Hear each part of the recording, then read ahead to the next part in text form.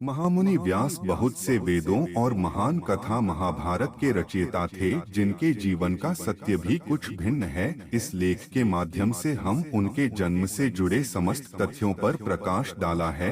अपनी माँ के आशीर्वाद और पिता के तप से वे एक प्रसिद्ध महामुनि बने। वेद व्यास की माता का नाम सत्यवती था। सत्यवती अप्सरा अद्रिका की बेटी थी। अद्रिका श्राप के कारण एक मछली बन जाती है और यमुना नदी में रहती थी। एक बार चेदी के राजा वासु शिकार कर रहे होते हैं और एक बगुले को मार देते हैं। वो ये बगुला अपनी पत्नी को देना चाहते थे, लेकिन वो यमुना नदी में गिर जाते हैं और उसे अद्रिका नाम की वही मछली खा लेती है। उस मछली को पकड़कर उसका पेट काटता है और देखता है कि उसके पेट में दो बच्चे होते हैं, एक लड़का और एक लड़की। राजा लड़के को अपने पास रख लेता है और अपनी प्रजा को बताता है कि वो चेदी का राजकुमार है। राजा वासु उस लड़की को मत्स्य गांधी नाम के मछली पकड़ने वाले को दे देता है। वो उसे अपनी बेटी की तरह पालता है और उसका नाम काली, क्योंकि वो रंग रूप में काली होती है, रखता है। समय के साथ काली का नाम सत्यवती हो जाता है। सत्यवती के पिता नाव भी चलाया करते थे। सत्यवती अपने पिता के काम में उनकी मदद किया करती थी। सत्यवती अब बड़ी हो जाती है और उनके पिता उसके लिए योग्य वर तलाशने लगते हैं। एक बार दिन के समय सत्यवती की मुलाकात ऋषि पराशर से होती है। वे उसे यमुना नदी के दूसरे स्थान तक छोड़ने को बोलते हैं। सत्यवती के पिता किसी दूसरे कार्य में व्यस्त थे, जिस वजह से सत्यवती को नाव चलाकर ऋषि मुनि को यमुना पार ले जाना पड़ा।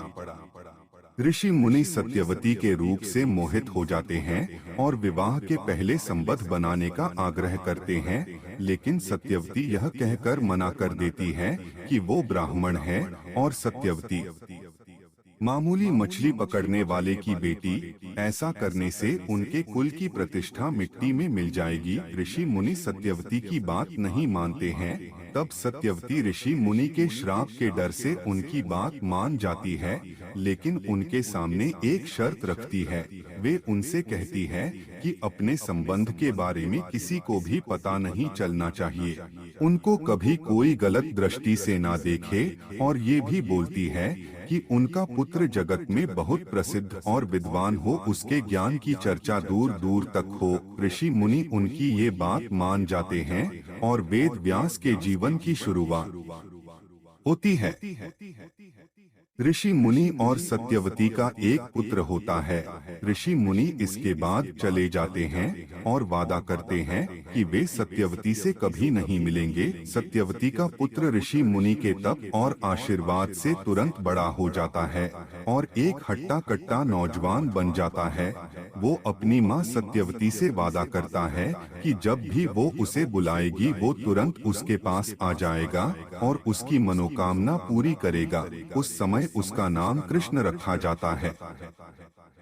इसके बाद वे जंगल में चले जाते हैं और तपस्या में लीन हो जाते हैं। बाद में इनका नाम वेद व्यास पड़ा। व्यास बहुत से वेदों और महान कथा महाभारत के रचयिता थे। सत्यवती की वजह से कहीं ना कहीं वे भी महाभारत में एक पात्र की भूमिका निभाते हैं। इसके बाद सत्यावती का विवाह हस्तिनापुर के राजा शांतनु से हो जाता है, जिससे उनके दो पुत्र चित्रांगदा और विचित्रवीर्य होते हैं। धृतराष्ट्र और पांडव विचित्रवीर्य के पुत्र और सत्यवती के पोते थे।